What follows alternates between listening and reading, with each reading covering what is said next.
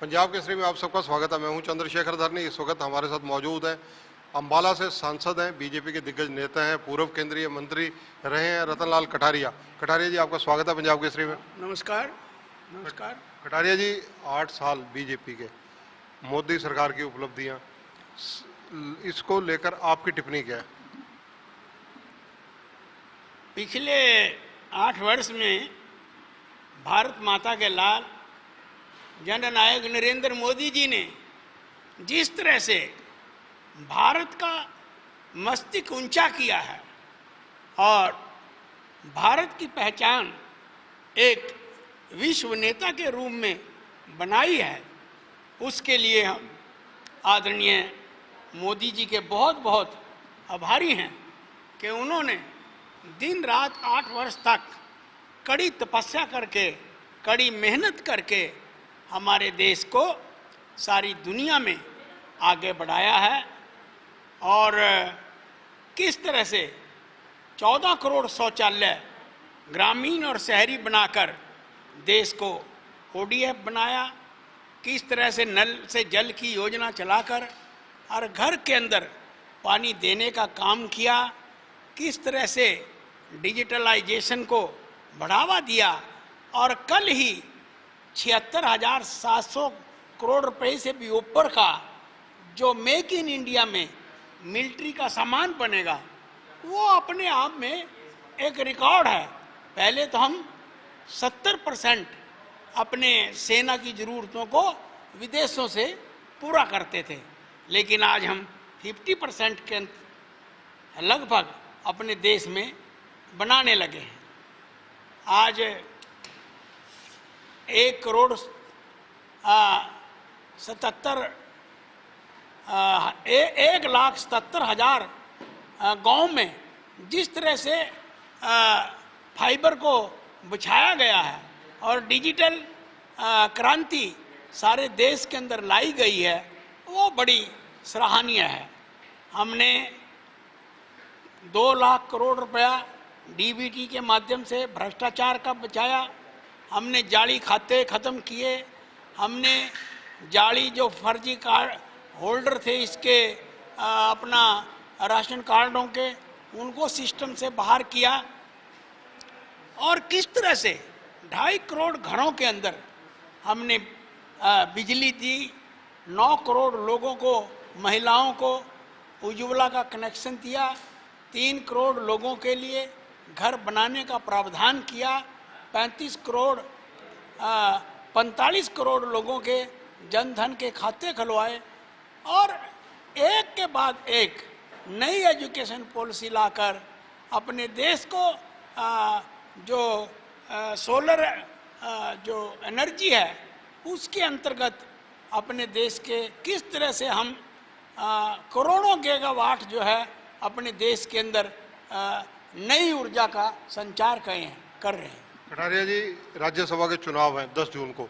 कांग्रेस छत्तीसगढ़ रायपुर में अधिकांश MLA को लेकर पहुंची हुई है।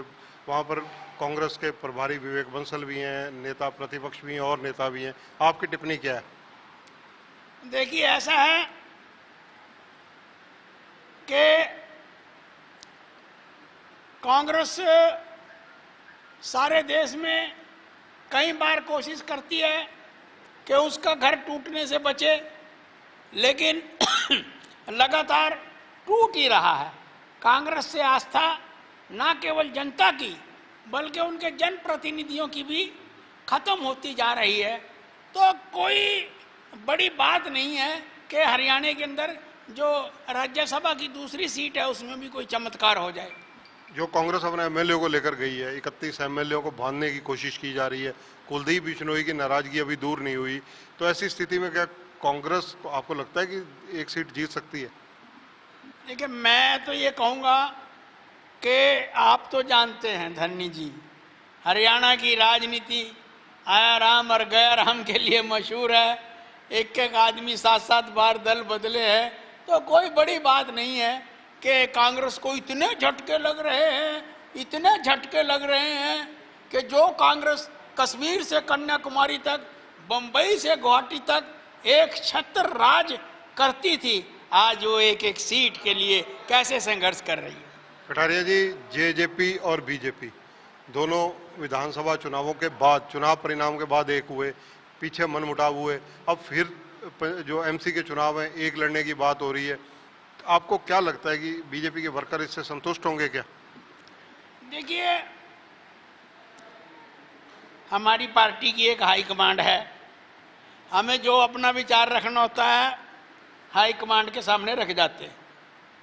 अब अंतिम फैसला तो हाई कमांड का ही रहता है। पार्टी हमें जो कुछ भी कहेगी उस फैसले को लागू करने के लिए हम अपनी जान की बाजी भी लगा देंगे। चौधरी बीरेंद्र सिंह और कई वरिष्ठ भाजपा नेताओं में जेजेपी को लेकर नाराजगी देखी जा रही थी। ये सब अंदर की बातें हैं, कौन किससे नाराज है उसके बारे में कम से कम मैं तो कुछ कह नहीं सकता। कटारिया जी, अगर चर्चा की जाए बीजेपी की हरियाणा में, हरियाणा की परफॉर्मेंस को आप कैसा मानते हैं सीएम मनोहर लाल की दूसरी पारी को? बड़ी जबरदस्त, एक्सीलेंट परफॉर्मेंस, पारदर्शिता में खेलो इंडिया हो रहा है, एक के बाद एक नए नए रिकॉर्ड बन रहे हैं। बेटी बचाओ बेटी पढ़ाओ, और खुद जब निर्मला सीतारमन जी वित्त मंत्री यहाँ पर आई थी, मनोहर लाल जी से मिलने के लिए आई थी, तो निर्मला सीतारमन जी ने भी ये कहा था कि हरियाणा का जो फाइनेंशियल मैनेजमेंट है वो सारे देश में बेहतरीन तरीके का है। कटारिया जी, अक्सर आप चर्चा करते हैं कि अगले जो लोकसभा चुनाव होंगे बंतो कटारिया जी यानी श्रीमती रतनलाल कटारिया जी लड़ेंगी, आखिर क्यों कह रहे हैं ऐसा? देखिए, ऐसा है, टिकट तो पार्टी की अमानत होता है और पार्टी जिसको मर्जी टिकट दे तो हम उसके लिए काम करेंगे। और मैं तो पार्टी का एक सिपाही हूँ, जो भी आदेश होगा उसका पालन करूँगा। और जहाँ तक मेरी श्रीमती की बात है, मेरी शादी को 38 साल हुए हैं, उसको भी 38 साल हो गए हैं पार्टी का काम करते हुए। पार्टी के राष्ट्रीय नेतृत्व, पार्टी का प्रादेशिक, जिले का सारा नेतृत्व जो है वो उसका आंकलन किया हुआ भी है, कर भी रहे हैं। जो फैसला करेंगे हमें मंजूर है। कटारिया साहब, राजनीति में आपका बहुत लंबा एक तजर्बा है, कई गठबंधन आपने देखे, बीजेपी ने विभिन्न गठबंधन में रहकर जब संघर्ष किया, आप बीजेपी के प्रदेशाध्यक्ष भी रहे। जो बीजेपी है, बीजेपी ने एक अपना दायरा 2 सीटों से लेकर विधानसभा में आज सत्ता तक बनाया है, तो बीजेपी 2024 में परफॉर्मेंस विधानसभा में कैसी रखने वाली है? आपकी भविष्यवाणी क्या है? भारतीय जनता पार्टी बड़े भारी बहुमत के साथ तीसरी बार हरियाणा में सरकार बनाएगी और केंद्र में तो बच्चा बच्चा देश का कह रहा है कि सरकार बनेगी, हरियाणा में भी बड़े भारी बहुमत से बनेगी और हम उसके लिए दिन रात काम कर रहे हैं। मैं तो ये चाहता हूँ कि जिस प्रकार से 14 में मेरी लोकसभा से 9 के 9 बीजेपी के विधायक बने, मैं इतना काम करूँगा कि आने वाले समय में मेरी लोकसभा से 9 के 9 बीजेपी के विधायक बने। 2024 में बीजेपी का हरियाणा के अंदर, हरियाणा का सिर्फ जिक्र कर रहा हूँ, मुकाबला आप कांग्रेस से मान रहे हैं या आम आदमी पार्टी से मान रहे हैं? देखिए, उनकी आपसी लड़ाई है। अभी तो न्यूमेरिकली आप कहीं दिखाई नहीं पड़ रही है। 2 साल का समय है, परिस्थितियां क्या रंग रूप लेंगी उसके ऊपर निर्भर करेंगी, लेकिन हम सॉलिड विकेट के ऊपर खड़े हैं। और आज इस दुनिया का सबसे बड़ा नेतृत्व मोदी जी, वो हमारे आदरणीय मनोहर लाल जी के साथ चट्टान की तरह खड़ा है। धन्यवाद। तो ये है रतनलाल कटारिया, सांसद है अम्बाला से।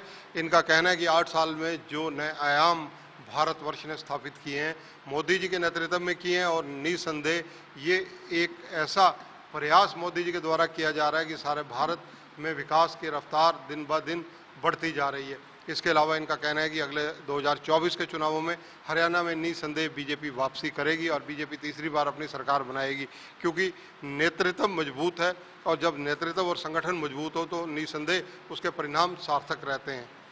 कैमरामैन संजय सिंह के साथ चंद्रशेखर धरनी, पंजाब केसरी टीवी, चंडीगढ़। हमसे जुड़े रहने के लिए हमारे YouTube चैनल को सब्सक्राइब करें और नई वीडियो की नोटिफिकेशन के लिए बेल आइकॉन को दबाएं। अगर आप ये वीडियो Facebook पर देख रहे हैं तो लाइक जरूर करें और ज्यादा से ज्यादा शेयर करें। धन्यवाद।